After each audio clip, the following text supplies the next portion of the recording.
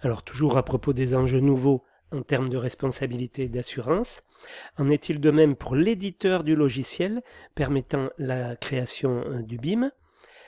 Dans l'hypothèse où les données d'une maquette seraient perdues, est-ce que la responsabilité de l'éditeur du logiciel pourrait être engagée? Celui-ci pourrait avoir à souscrire une garantie d'assurance spécifique couvrant ces risques. Alors, au niveau de la documentation juridique, un cadre contractuel spécifique s'est créé afin de traiter les risques juridiques liés au BIM.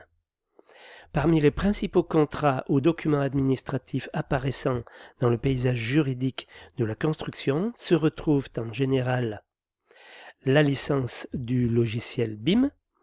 L'acquisition du logiciel peut sembler être un sujet anodin, mais se révèle en fait vital pour la vie d'un bâtiment BIMisé et mérite dès lors une attention particulière. Outre le fait de veiller à l'acquisition des droits nécessaires pour son utilisation et sa cession, il convient de s'assurer d'une pérennité du logiciel et de sa mise à jour, voire même de sa compatibilité potentielle avec d'autres logiciels BIM. Par ailleurs, le sujet du traitement de la responsabilité de l'éditeur en cas de dysfonctionnement, perte de données et dommages causés au bâtiment, à cette occasion, doit être traité dans le cadre de l'achat du logiciel. La charte BIM. Il s'agit d'un document qui traduit les objectifs, les performances attendues et les exigences du maître d'ouvrage dans le processus BIM et constitue ainsi la matrice du cahier des charges BIM. La charte BIM sera annexée au contrat des différents intervenants à la construction.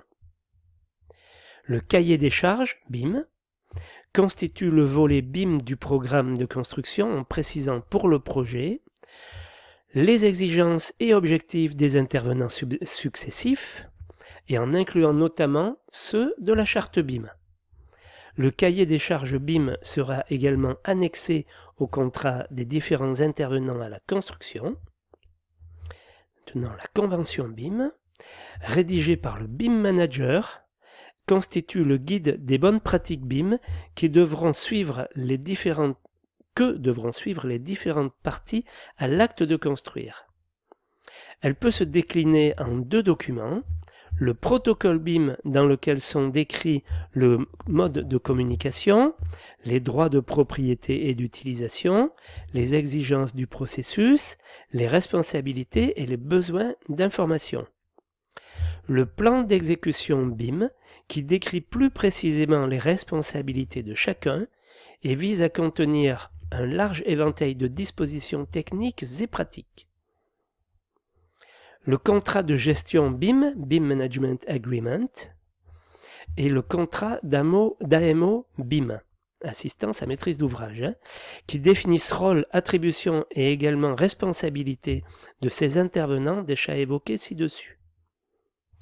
En conclusion, ces nouveaux enjeux juridiques causés par l'avènement du BIM imposent ainsi aux rédacteurs d'actes d'anticiper les risques et d'insérer dans les contrats de construction, que ce soit les CCAP, les contrats d'architecte, les contrats d'assistant à maître d'ouvrage, de nouvelles clauses, encadrant notamment les modalités de participation des parties, ainsi que l'acquisition des droits de propriété intellectuelle afférents à la maquette numérique.